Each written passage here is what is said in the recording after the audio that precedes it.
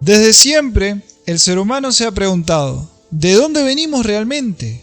La Biblia nos da un relato único sobre la creación, mientras que la ciencia nos ofrece otra explicación muy distinta. Hoy vamos a comparar ambas visiones y veremos si pueden encontrarse puntos de unión entre Génesis, la arqueología y la biología moderna.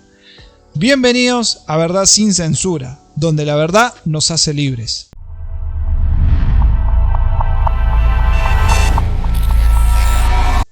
Lo que Génesis dice: Dios creó al hombre a su imagen y semejanza, Génesis 1, 26, 27.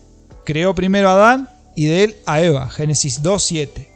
El hombre fue creado del polvo de la tierra, pero recibió el aliento de vida de Dios, algo que lo diferencia de todo ser viviente. Esto marca que el ser humano no es solo biología, sino que tiene alma, espíritu y conciencia moral.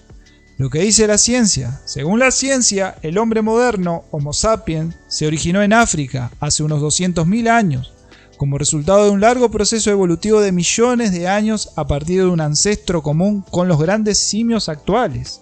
Este proceso de evolución humana o humanización implicó cambios biológicos y culturales como el desarrollo del lenguaje y la capacidad de fabricar herramientas, con el género Homo mostrando una capacidad de adaptación creciente ante los cambios climáticos. La línea evolutiva, ancestros comunes. El linaje humano se separó de los chimpancés hace 5 y 7 millones de años en África, primeros homínidos que marcaron el inicio de nuestro linaje.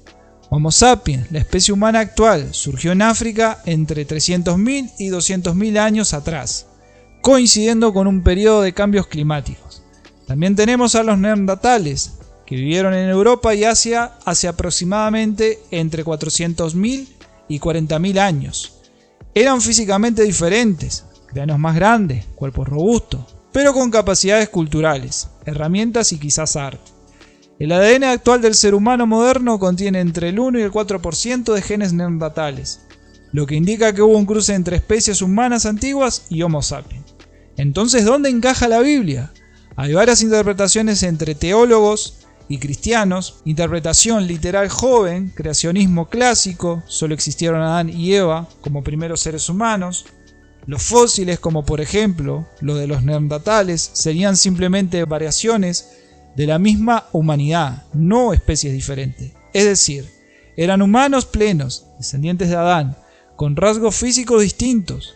Interpretación concordista que armoniza la Biblia y la ciencia: Dios pudo haber creado diferentes grupos humanos o tipos, como los neandertales, variables evolutivas del Homo, etc. Pero Adán y Eva son los que recibieron el aliento de vida, es decir, la imagen de Dios.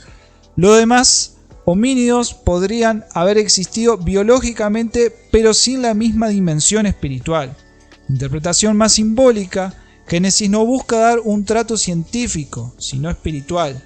Adán representaría al primer hombre consciente de Dios y responsable moralmente, aunque antes existieron poblaciones humanas o humanoides. Puntos clave para la interpretación: la Biblia enfoca lo espiritual y lo relacional con Dios, no necesariamente la genética o la paleontología. Que existan restos fósiles de hombres antiguos no contradice la fe, pero sí nos lleva a preguntarnos: ¿eran también imagen de Dios o solo los descendientes de Adán?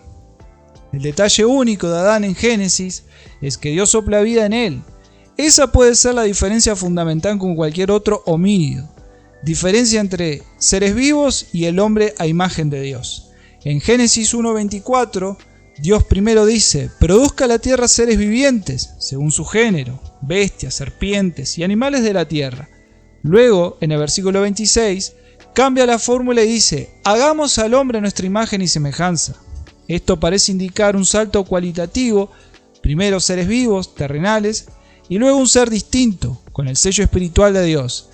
Aquí encaja la teoría de: podría haber existido un tipo de hombre biológico o prototipo, variantes del Homo u otras especies.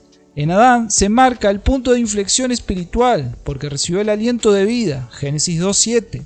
Un claro ejemplo es el temor de Caín, hijo de Adán, cuando mata a su hermano Abel y es desterrado. En Génesis 4, 13, 14 dice que Caín tenía miedo de que cualquiera que lo hallare lo mataría. Si solo existía Adán y Eva y sus hijos inmediatos, parecería muy prematuro, aunque no descartable, que fueran sus hermanos, que sería una de las interpretaciones más comunes.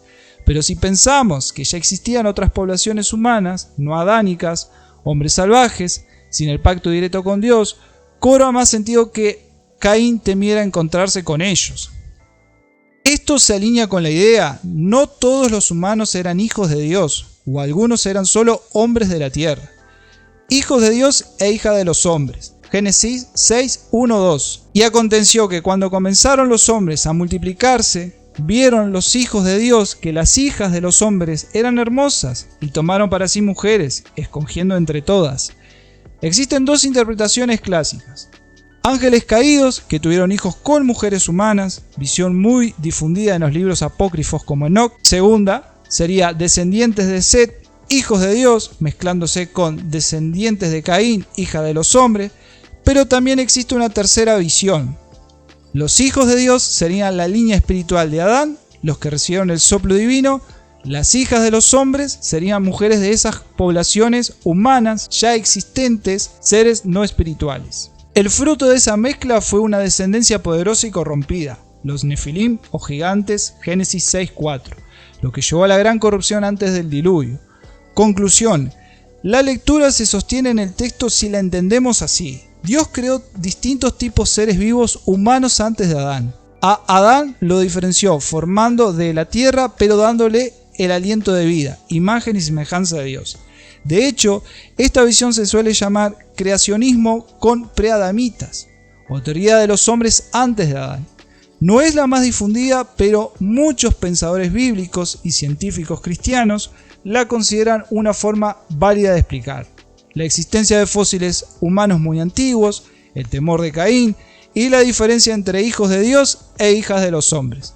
Dejaría abierto a esta interpretación justificada con la evidencia y los textos bíblicos que han permanecido desde la antigüedad. Lo más importante es que no niega la autoridad de la Biblia, sino que la interpreta en un marco más amplio, entendiendo que Génesis no es un manual científico, sino un relato espiritual que nos revela el origen de nuestra relación con Dios. Por eso el episodio de los hijos de Dios y las hijas de los hombres refleja justamente la unión de estas dos ramas, los espirituales, linaje de Adán con el aliento de Dios, y los terrenales, humanidad biológica sin el soplo divino. Interpretación sobre los años de la existencia humana, que es importante a tomar en cuenta. Cálculo tradicional, cronologías bíblicas. Muchos estudiosos bíblicos, basados en las genealogías de Génesis, de Adán, Noé, Abraham, etc., han estimado que la humanidad tiene alrededor de 6.000 años desde Adán hasta hoy. Este cálculo se usa en corrientes llamadas creacionismo de tierra joven. Un día para Dios es como 1000 años. En 2 de Pedro 3:8 y Salmos capítulo 90 versículo 4 podemos interpretar que los días de la creación de Génesis 1 no tienen que ser días literales de 24 horas, sino que podrían simbolizar periodos largos de tiempo, cada día igual a un milenio. Por ejemplo, bajo esta visión, la semana de la creación podría abarcar decenas de miles o millones de años. Así la Biblia no necesariamente contradice la ciencia, sino que está hablando en lenguaje simbólico. Dios fuera del tiempo.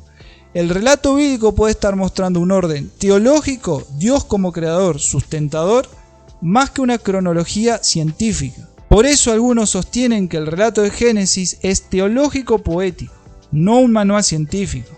La perspectiva científica, edad de la Tierra, geología, basado en la datación radiométrica de rocas y meteoritos, la ciencia calcula que la Tierra tiene 4.54 mil millones de años. La vida más antigua, microorganismos fósiles, tendría unos 3.5 mil millones de años. Humanidad, Homo sapiens, resto de fósiles de humanos modernos se datan en unos 200.000 y 300.000 años. Civilizaciones con escritura, aproximadamente 5.000 y 6.000 años, lo cual sí coincide con el marco bíblico de la historia registrada. Puntos de encuentro. La ciencia estudia cómo funciona el universo. La Biblia revela quién y para qué lo creó. El dato de 6.000 años puede entenderse como la historia de la humanidad registrada en la Biblia, no necesariamente la edad del planeta.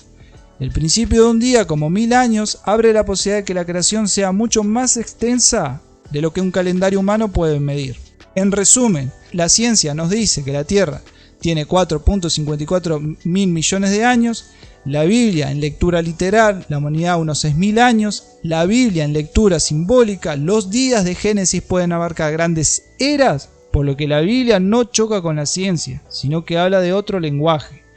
La ciencia responde al cómo, la Biblia responde al quién y al para qué. Quizás no se contradicen, sino que hablan en niveles diferentes. La ciencia describe procesos naturales, mientras que la Biblia nos revela la dimensión espiritual y el propósito de la existencia humana. Es decir, que la ciencia te habla del origen sin darle un punto objetivo hacia dónde vamos. Y Dios, en cambio, nos muestra un propósito existencial de todas las cosas, culminando todo en Jesucristo, el Dios hecho carne, que vino al mundo no a condenarlo, sino a salvarlo. Juan 3:16. Es decir, todo lo que vivimos y somos en este universo no se encuentra a la deriva como si no existiera un propósito, sino que nos habla de una eternidad donde todas las cosas se unen tanto en el plano físico como en el plano espiritual, dando así a la humanidad una esperanza de redención, llevándonos a una era de perfección en Cristo, por la cual todas las cosas fueron creadas. Esto basado en sus promesas y las profecías de la Biblia anunciadas, las cuales muchísimas se han cumplido.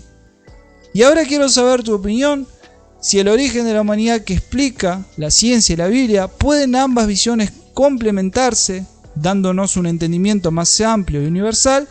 Deja tus comentarios, cuál es tu opinión, o si desconocías esta posibilidad, y si te gustó este tipo de contenido, suscríbete y dale like para más videos. Nos vemos la próxima.